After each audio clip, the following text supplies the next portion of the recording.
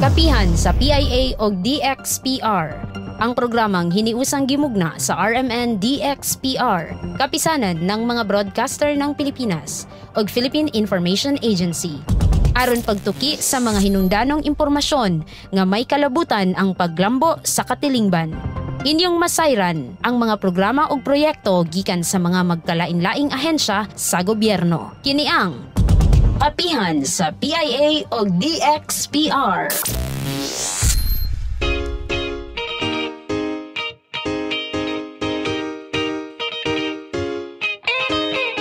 Maing buntag Pagadian, maing buntag Zamboanga del Sur. Malipayong Sunday ka naton tanan.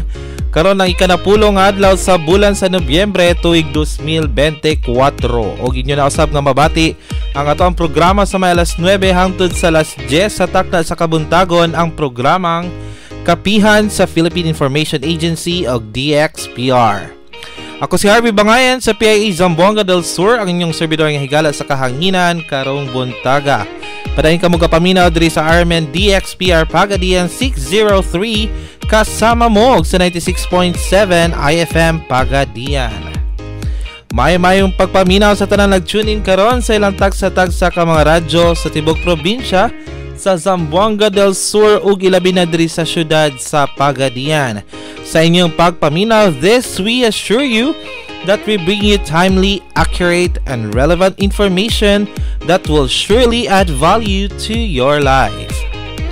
At ang itong may mong topic for today na may kalabutan no sa Rice Awareness Month na itong tuki-tukion kauban ang atong guest for today from the National Food Authority. Maong paminaw na, giawhagan tanan nga pakusgihan niyo mga radyo o kung asa man ka naminaw karon para daghanang makadungog og mabulahan sa pagpaminaw diri sa kapihan sa PIA o DXPR. Kauban nato itong mga super text nga maalalay sulod sa usa ka oras sa itong broadcast ang atwa tech peoples kay Jennifer Tenahora, Levin Lobosbog, Jameson Tampo sa RMN DXPR ug kay Kuya Julius Mabaylan sa IFM. Ang National Rice Awareness Month gisaulog matag tuig sa Nobyembre sa Pilipinas. Ipatilas niini ang kaamguhan bahin sa kamahinungdanon sa mas himsog nga mga porma sa bugas nga gihimo no sa lokal.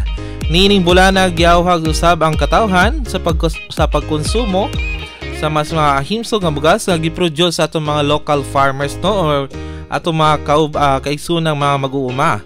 Giawhag usab ang publiko nga unahon ang bugas nga giproduce sa mga local farmers tungod kay dili kaayo kini ma-expose sa pesticide or pesticides kaysa imported nga bugas. So karon no since ato ganing pagaisgutan karon buntaga is about rice awareness, kauban nato ang National Food Authority para ato sang sayran no kumusta ba ang ato ang stocks diri no atong buffer stocks diri sa probinsya ug andam ba ang National Food Authority no ug kaso man nga anay mga disasters nga moabot no sa atong probinsya ug kanhi tanan atong tuki-tukion karon buntaga atong kauban si Engineer Rogelio Antonio Lumo, ang OIC Branch Manager sa National Food Authority Zamboanga del Sur. Mayong buntag Engineer, welcome sa atong kapihan.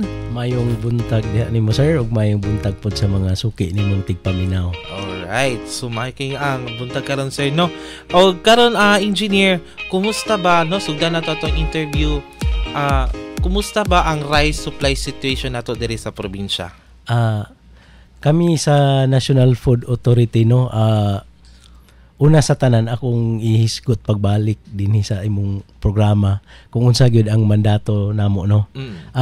Ang National Food Authority gyud ang iyang mandato karon ag pagpundo og igo nga supply nga bugas o kini nga mga bugas dapat pinalit gikan sa atong mga lokal nga mag-uuma.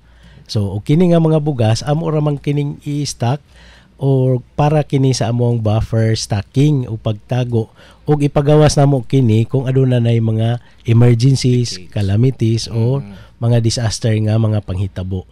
So sa pagkakaron kabahin sa among inventaryo with regard to dinhi sa atong probinsya sa Zamboanga del Sur, ang National Food Authority aduna nagyoy ubay-ubay nga inventaryo nga andam gyud anytime kung aduna may mga kalamidad nga moabot sa ato ang probinsya. So sa pagkakaroon ang ato ang inventaryo tungod kay nagpadayon pa man ang ani dinhi sa ato ang probinsya, no. So continuous paghapon nga nagsaka ang amo ang inventaryo dinhi sa National Food Authority.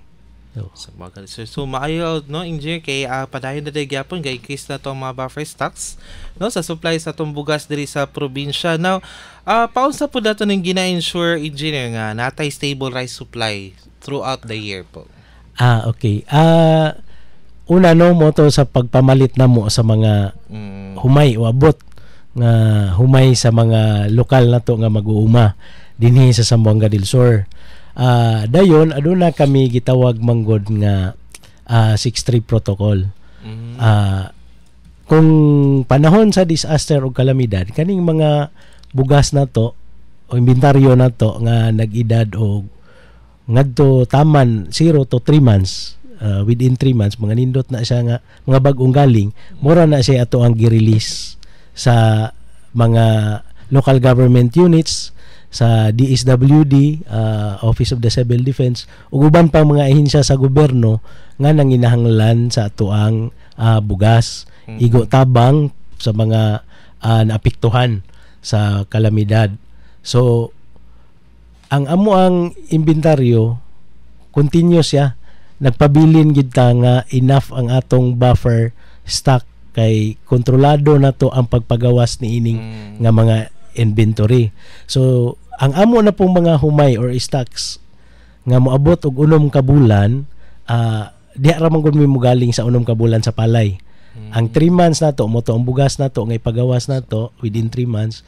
Dayon ang humay na to kanang palay pa lang form, dapat 6 months ay na to siya igaling. So ang atong procurement or atong napalit nga humay sa first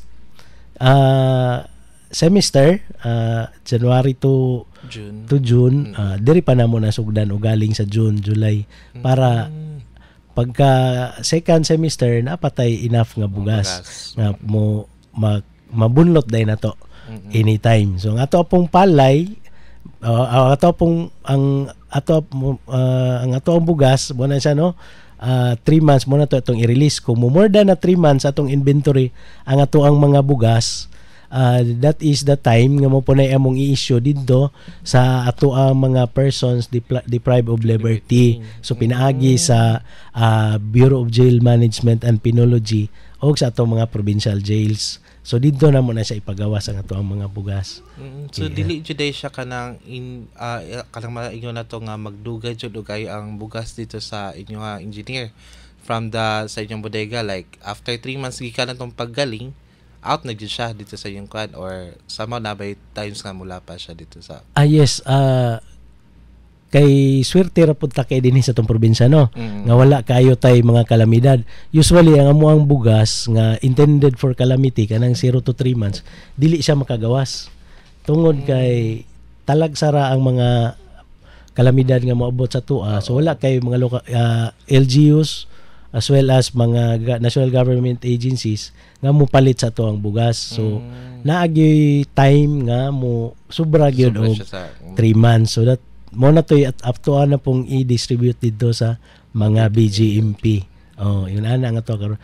Naapod day programa pod nga pwede si LGU mo palit kung interesado sila mo kwan sila sa ilang mga kadiwa program, kay sa NFA manggo dili na gid siya makabaligya direkta ngadto sa mga konsumante. So ug kadiwa sa LGU or any other government agency, pwede siya mo request or mo palit sa pinaagi atong P29 nga project, mo palit siya sa amo ang bugas sa 29 pesos matag kilo, mo to iyang i-distribute sa ilahang mga kadiwa nga programs pod. So pwede na siya yung Oo. So you made mention engineer no na mo lagi swerte kay ta diri sa probinsya kay delicate ka nang maka-feel bitaw ka ng heavy kay nga disasters no, na may mga disasters pero dira kay siya ingon bugat no nga makaingon ta nga mag-crisis dito nga to ang probinsya, swerte po kay ta. But were there times also nga kanang namoy inter-region nga kuan, like ang other regions mo palit og bugas ba or supply sa inyo mangayo? Yes, nindot kay nga pangutana no. kita din sa Zamboanga del Sur, specifically sa toong branch, nagpadala po taog ato ang bugas dito sa Zamboanga City branch, NFA Zamboanga City branch, para mo augment sa ilahang inventaryo dito. Dugang nilang inventaryo tungod kay sila manggod gamay ra ang ilang production dito. Dako ang ilang panginahanglanon og bugas kay kasagara dito, daghan sila mga kalamidad nga nagian. So most of our stocks dinhi sa tuang probinsya ginapadala nato na sa Zamboanga City. Dili lang po na taman lang og Zamboanga City ang ato ang bugas dinhi, no. Moabot sad na siya dito sa Basilan, Sulo ug Tawi-Tawi. So gani adto lang niaging semana nahuman nato ang last nga delivery nato to Zamboanga City, initial nga delivery para makadugang tag stocks dito sa Zamboanga City.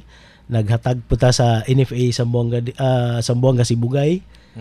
Og napuntoy usa ka load nga atong napadala sa Zamboanga City intended for Hulo. So right now we are awaiting for our authority pod nga mo dugang ug hato dito sa Zamboanga City. Intended gihapon siya sa Basilan, Sulo, Tawi-Tawi. So amo siyang i-transfer from diri sa ato ang probinsya paingon dito sa NFA Zamboanga City.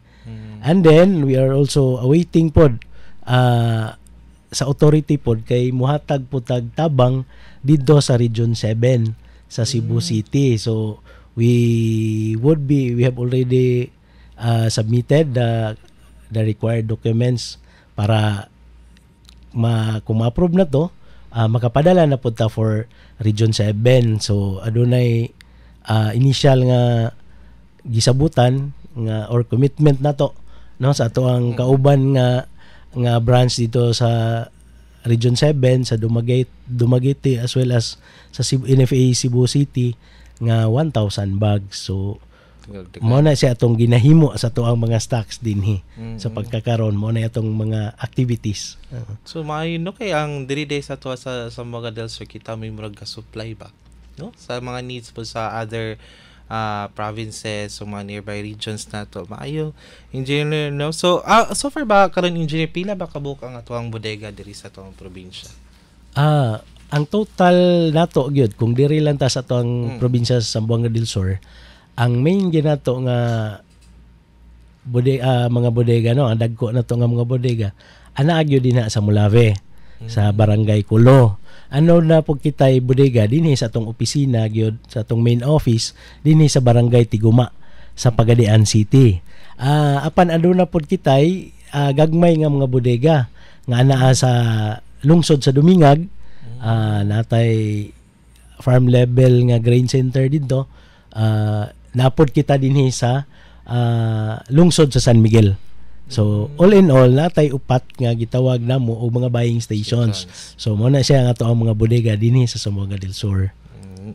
Pero unsa pa yung mga engineer, mga plans ninyo for future rice storage o stockpiling para if in case man no niagi naman gud ning labay si Christine og si Leon diri sa ato sa Pilipinas, swerte ta kay wala ra kay ta naigo non do naabot pa sa time nga murag kusog kay mga hangin ba, no, wala pa gay itoy warning nga unsa to nga wind level pero kusog-kusog na biya pod siya nya na po yung suluray nga typhoon, but siba ko lang po dili na mo duol diri sa sa atong probinsya. Pero unsa inyo ang plano engineer karon sa NFA para ma-better niyo ang ang stockpiling na to? Okay, no, nindot kay siya nga pangutana. Sa pagkakaroon, bag-o lang yun baguhay lang adto lang naigi semana nahuman ang ato ang bidding para sa repair sa ato ang bodega dinhi sa Pagadian City. So hopefully by December makasugod na ang repair rehabilitation para mapabag-o na to ang ato ang bodega nga ato ang taguanan sa ato ang palay og bugas nga inventory. Dayon sa umaabot sad ang target sa opisina ilabi na sa ato ang central office, no, mabid out na pod ang usa ka dako nga proyekto didto kini sa Mulave, NFA Mulave dito sa Kulo, under kini sa MAFEM nga program, kanang masagan na agri-infrastructure modernization project. So dito adunay bag-ong bodega nga pagatukuron. Ang una nga bodega nga tukuron didto mo ni siya butangan sa mga bag-o na nga mga drying facilities na to. So buti pasabot by hopefully by next year makompleto na siya, masudlan na siya og mga bag-o nga mga mechanical dryers, bag-ong facilities, equipments. So paspas na ang ato ang pagprocess sa ato ang mga kinumpra nga palay. Ikaduha nga target ni NFA para sa dinhi sa Zamboanga del Sur, mag-repair na pod siya hopefully by next year pod sa ubang warehouse para sa proper storage handling na gyud ni NFA. Then part pod sa iyahag yung target nga until 2028 aduna nay mogamit na kita og katong mga storage silo na. So dili na isako ang ato ang mga palay so pag-store. So ang package manggo dinha nga giplano dinha sa NFA Mulabi no, mechanical dryers, rice mill og mga storage silos. So hopefully kung makompleto na siya dinha, maka-assure na gyud no nga maski pa siguro og aduna pay mga di lang pud ta magampo pero og naa magaling maabot nato nga mga kalamidad, ready og prepare ang ato ang mga bodega nga safety siya. Even though kung naman mo agim for example nga bagyo na to, lig-on siya ng atong mga infrastructure. No, kay ma-ensure pa tayo nga dili ba madaot kay kung nabiya kay nang humay kung mabasa no gikan pag-uga mabasa na pud turok na madaot ang bugas. No, karon sa pa initiative sa inyong ahensya engineer para ma-promote ang pag-conserve sa rice diri sa atong probinsya. Kami no usagid sa amo ang gikuan para ma-conserve ang ato ang mga produkto nga bugas dinhi sa atong probinsya. So una mo na to no akong na-mention kaganiya, upgrading sa amo ang mga storage facilities. Kay sa tinuod kinahanglanon gid kinato nga nindot ang ato ang storage facility para mo to ma-assure ginato nga perminti nga nindot ang kalidad sa ato ang produkto nga bugas. So mo na siya usa namo ka initiative nga ginahimo karon. So and our facility management section mo gina iyang focus karon ang ato ang mga infrastructure projects nga mapanindot pag nato. Mahimo na siyang solar power, mag-reliant na siya sa renewable energy. Ready na siya in times of kanang mga dagko na nga mga kalamidad or mga bagyo or linog man gali. So prepared na sila, lig-on na ang ato ang kwan para ang ato ang stocks on niya nga nasa sulod. Sigurado we are assured nga ma-conserve ginato og long term nga dili siya madaot ang ato ang mga stocks. Now kani engineer okay. Isa kasi jud sa kanang labi bitang problema sa ato mga farmers kay ang kanalaging mo maligya silang humay at tapos ang palit no sa ilang humay kay barato ra.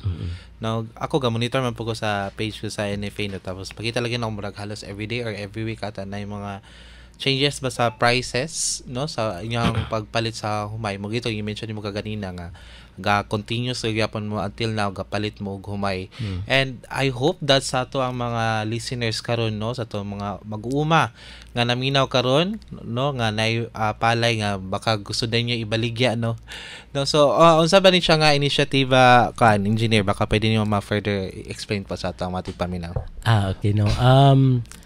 Si NFA wala gid siya ning undang og pagpamalit sa humay. Labi na gid sa mo ang bag-ong mandato no nga adto mi sa local farmer mo source sa mo ang mga bugas or inventory na mo nga palay ug bugas.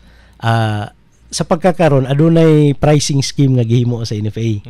Ang kini nga pagpamalit namo sa humay weekly ang amo ang change sa price para maka-compete mi, para ma-assure gyud ni NFA nga daghan ang ihang inventory sa humay, mo compete mi sa or mutupong mi or mulabaw mi sa presyo sa prevailing sa merkado.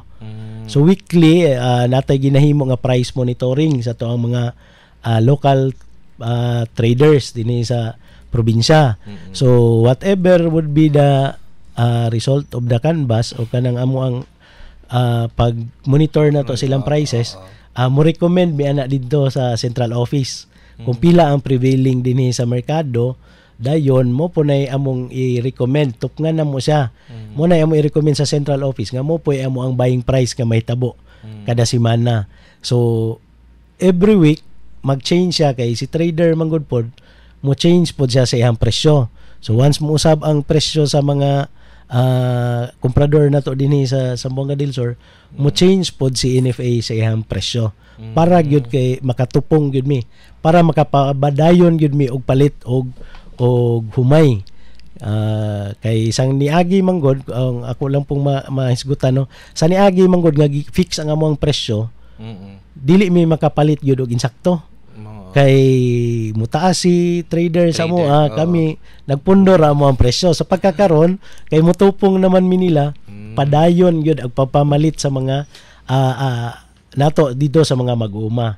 Gali karong si manaha no, hangtod karong si manaha dinhi gid sa to ang probinsya sa Zamboanga del Sur, padayon pagid gihapon ta og palit.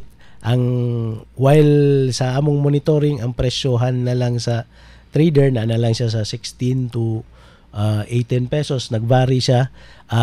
Sa NFA Zamboanga del Sur ang among palit diri sa basa gikan kana sa kanang treasure wheat nato nga kuan 18 pesos ang atong pagpalit. Ang uga nato 23. Kadto ni siya sir katong sa mga lungsod diri sa Zamboanga del Sur nga wala siya katong palgo. Katong programa bitaw pod nato nga gitawag nato Palay Marketing Assistance for legislators and local government units. So dinhi sa tong probinsya sa Zamboanga del Sur manggod, adunay usa ka lungsod nganing nakig-partner nato ni ana. So ang lungsod sa Kumalarang no. So si lungsod sa Kumalarang nihatag siya additional nga 5 pesos sa matag kilo nga paliton ni National Food Authority. So sa pagkakaron ang presyo nato nga 18 pesos plus 5. Mo plus 5 dito ang presyo karon sa Kumalarang is 23 sa ilahang sa basa. So ang iha pong uga didto nga presyo 28 pesos pod ang kung didto mi mamalit sa Kumalarang. Kung mag-uuma sa Kumalarang ang mo baligya sa tuwa. So ingon ana nga to ang pricing schemes karon. So maayo din no kay increase though nakatabang po siya sa agency, at the same time nakahatag po siya dakong or increase pa nga income sa ato pong mga local farmers. But lagi kanibang sa palgo na to engineer si Kumalarang pa lang ba ang naka-engage niya or nanabay other municipalities po nga ginahinay na po og engage sa tong palgo nga. Yes, for Zamboanga del Sur sa pagkakaroon si Kumalarang pa lang yun. But throughout our branch, under pa manggod nato ang Zamboanga del Norte. Within our branch. So ang atong area of coverage there is Zamboanga del Sur branch, is Zamboanga del Sur and Zamboanga del Norte. So sa ato lang yung branch, duha ang nag-avail na to, the province of Zamboanga del Norte og ang lungsod sa Kumalarang. But we are still continuing to engage or encourage ang ato ang mga local government units nga mo engage pod sila nato niya na aron dugan nga income sa ato ang mga mag-uuma. Labi no kay dili ba po lali mag-paabot kag pila ka bulan magdaro. Yes. Lagi no tapos maabot lang barato ra ang palit sa humay sa gikugi sa ato ang mga farmers niya. Ang sad part pag dito kay magbaligya sila og humay kay para na sila ipalit og bugas. No nga imbis ta nga okay na to sila kay sila may supply. But moving forward, engineer no, sa kanibang kuan na to kaning mga mupalit or magbaligya ang ato mga farmers, asa ba sila pwede moduol? Like dito lang ba sila sa mga buying stations nato or sa ato mga bodega or kada munisipyo ba na si NFA mo ato dito para mopalit og kuan? Okay. Duha ang ato ang pamaagi sa pagpamalit no. Aduna kitay gitawag og in-warehouse nga procurement. So katong mga sa ato ang mga bodega. Aduna pod kitay gitawag og kanang mobile procurement nga scheme. So si NFA pod moadto gihapon siya sa mga lugar diin wala tay mga bodega. For example, ang atong bodega dinhi sa Pagadian, si Kumalarang medyo layo. Addoon na mo na si Kumalarang. Muadto gid mi sa lungsod. Si Bayog addoon na mo si Bayog. Si Dimataling addoon na mo na si Dimataling para mapalit na mo ang ilahang produkto nga humay. Apan kini nga pamaagi, scheduling ni sa sir.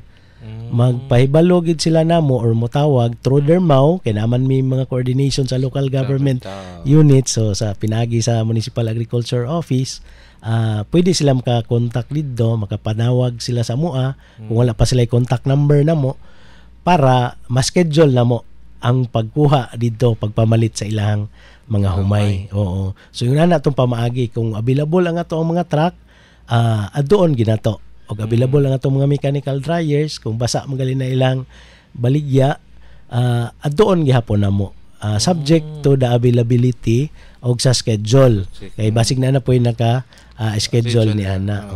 Adayon, with regard po sa pick up na to, nindot mo atong coordination, atong pangayo o kanang tabang sa atong mga kauban nga ahensya. Malipayon po kami no sa National Food Authority nga karon nga cropping manggod si National Irrigation Administration ning tabang po namo ni extend sila assistance with regards sa kanang sa among kakulangon namo sa amo ang mga trucks no. So magpasalamaton gid kami sa NIA Region 9 kay sa panahon nga manginahanglan mi og tabang nila nga kulang ang amo ang available nga trucks dahil nami kaunon nga mga humay naapod sila nga anda mo padala og trucks namo. So mo na siya sir. Ayun, no? So I hope that ang mga farmers na karon nga namina, labi na katong mga nagpadayon pa og ani, baka pwede ninyo no ibaligya ang inyong mga palay sa atong ahensya sa National Food Authority kay para aron pud matabangan sila sa ilang mga inventory og kumbaga natay sakto pa nga buffer stocks pa no sa ato ang probinsya.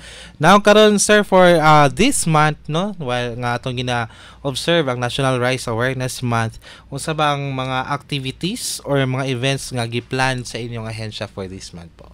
With regard to the Rice Awareness Month no, kay na-focus naman gud mi karon sa buffer stocking. So with regard to the Rice Awareness Month, ang amo na lang kung gi-focus karon is to help disseminate the information with regard to kanang pag conserve sa ato ang bugas,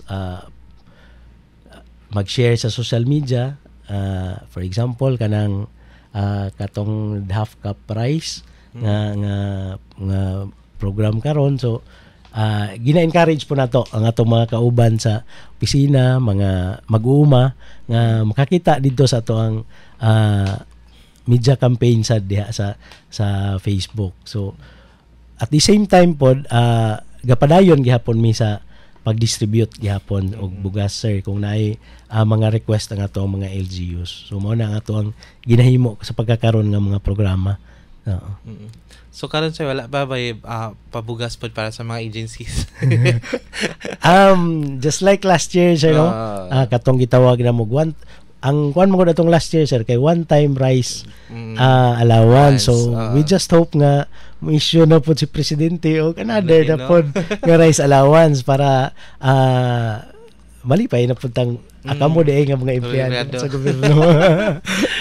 No, hapos sa yawat na po na isa ka kuan sa kasako. Yes. So allowance for the month pwede na. No, karon engineer no, daghang kay salamat sa inyong pag-guest sa mo diri sa kapihan sa PA ug DXPR. Now karon before ta mo end sa tong programa, engineer, unsa imong ipabiling nga mensahe or na ba kay panawagan sa publiko po? Yes sir no.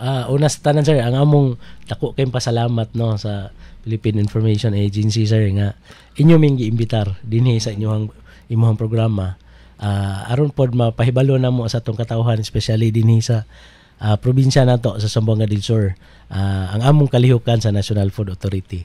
Kay pinaagi ninyo mapadaya gyud namo nga naa pa gyud si National Food Authority ang gobyerno pinaagi ni National Food Authority nga nagpadayon sa pagpamalit para masigurado ang pagpamalit og humay para masigurado nato ang atong inventaryo sa bugas. So sa ato ang mga kauban no dinhi sa Zamboanga del Sur. Kami sa National Food Authority nagapadayon yun sa pagpamalit og humay, and wala gyud mi muundang sa pagpamalit og humay. Dili isad mo akong ipaklaro no kay dili mi muundang og pagpamalit sa humay kay mao gyud na ang amuang mandato sa pagpamalit og humay sa mga lokal nga mag-uuma. So alang sa inyong mga dugang pagyong kasayuran no, bisita lang mo sa amuang opisina or tawag lang mo sa amuang mga contact numbers. Daghan naman tagi pangbutang nga mga tarpaulins. Pwede po ninyo makita sa amo ang Facebook account sa National NFA Zamboanga del Sur nga Facebook account para sa mga updates. So mao lang siguro to sir no, daghang kayong salamat o maayong buntag. Oh yes. May buntag sa tanan no. Og I hope that everyone would participate no sa ato ang campaign. No, so if you are kuan ka lang namoy time mag-scroll sa Facebook, pwede niyo bisitahon no ang Facebook account sa NFA Zamboanga del Sur for mga announcements nila no, pag gusto mo baligya sila siguro og palay no, makita niyo ang prices dito nila weekly. So kung sa mag-uuma kung gusto mo baligya sa NFA, pwede rin kaayo no, maki-coordinate lang ta again sa local government unit niyo paagi sa inyohang Municipal Agriculture Office. And with that, thank you so much Engineer Lumo for being with us here today sa kapihan sa PIA o DXPR. We have a very meaningful and productive discussion today, but sadly wala na gyud tay igong oras pa no. It's time to go. Diri na natapos ang atong programa karong buntaga gikan sa kinatibuk-ang puwersa sa kapihan sa PIA o DXPR. Daghang salamat sa atong mga listeners karong buntaga sa pagpaminaw. Also, kindly like and follow our Facebook page, PIA Zamboanga del Sur, for more news and updates diri sa atoang probinsya. Sa ngalan sa atong station manager Mel Coronel, sa atong technicians Kuya Jennifer Tenahora, Levi Lumusbog ug Jameson Tampo sa RMN DXPR, kay Kuya Julius Mabaylan sa IFM sa control and production side. Sa ngalan sa atoang PIA Director General Catherine Chloe S. De Castro ug sa atoang PIA Regional Head Noemi Daga, ako si Harvey Bangayan para sa kapihan sa PIA ug DXPR. Nagpahinumdom nga ang nasayod nga katawhan gamhanan.